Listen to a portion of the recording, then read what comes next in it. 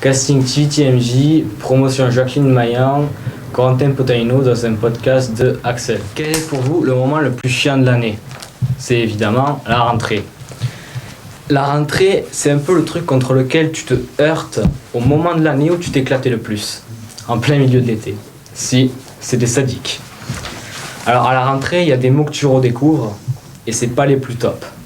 Un radio réveil, un CDI, des devoirs, des heures de colle. Vous l'aurez compris, tous ces mots de vocabulaire appartiennent au champ lexical des emmerdes.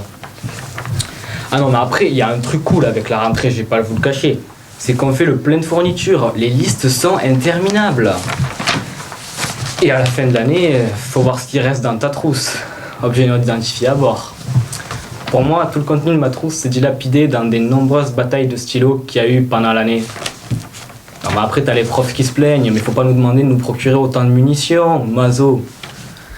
Et une fois que t'as fait tes achats de fournitures, t'es fin prix pour la rentrée. Et là, t'es dans un véritable mode compte à rebours. Tu sais que tes vacances, elles sont foutues, c'est bientôt la reprise, tu stresses pour être dans la même classe que tes potes.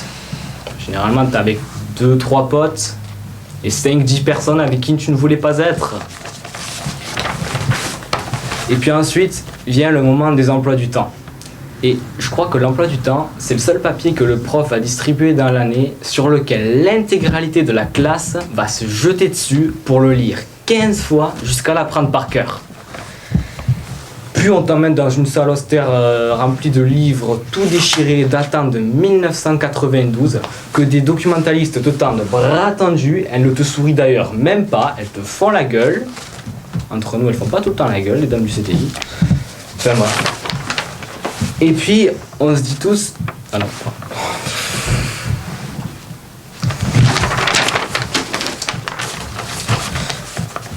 Puis ensuite, vient le moment de la fameuse fiche. Et là, c'est là où tu vas réapprendre à écrire, puisque le prof va te demander de te présenter, de te décrire, de dire le métier de tes parents, tout ça. Et cette fiche, c'est ton premier contact avec le prof. Alors du coup, il y en a qui essayent de faire bonne impression. Mon père est un brillant académicien qui consacre sa vie à l'étude des langues. Quant à ma mère, c'est une féministe engagée qui passe sa vie à l'autre bout du monde pour des actions diplomatiques. Mais bon, pour se survivre le brisé aux yeux du professeur, mieux vaut avoir quelques repères. Wesh, mon père il travaille à Call of Duty Enterprise et ma mère elle est manager chez McDonald's. Toutes les semaines on se fait des week-ends Call of, Potatoes, McFlurry. Vas-y, va me trouver trop tard le prof. Et à la fin des fiches, il y a un truc que je ne comprends jamais. Le prof te dit, vous pouvez m'écrire une remarque personnelle. Qu'est-ce que tu vas écrire comme remarque, sérieux? Adressez-vous à moi de dos, s'il vous plaît. Vous puez affreusement de la gueule. Ça perd l'hypopète.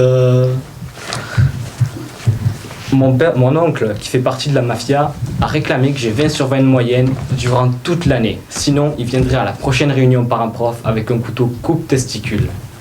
Je n'aurai bientôt plus de castagnettes. Et puis on se dit tous, mais à quoi vont leur servir toutes ces fiches? Est-ce qu'ils vont les placarder sur les murs, les encadrer, les relire tous les soirs? Je ne sais pas. Et puis parfois les profs peuvent prendre des initiatives super reloues, tu sais. Des plans de classe. Mais juste une question, est-ce que ces plans de classe sont totalement aléatoires ou est-ce qu'il essaye d'emmerder le monde un maximum? Alors, pour ce plan de classe, je propose de mettre le petit intello qui a sauté 3 classes à côté du gros molosse qui écoute du Safuel. Ça va mettre un peu d'ambiance, ça. On va mettre les deux gros lards à la même table, comme ça ils se chamailleront à chaque début de cours pour avoir un peu de place.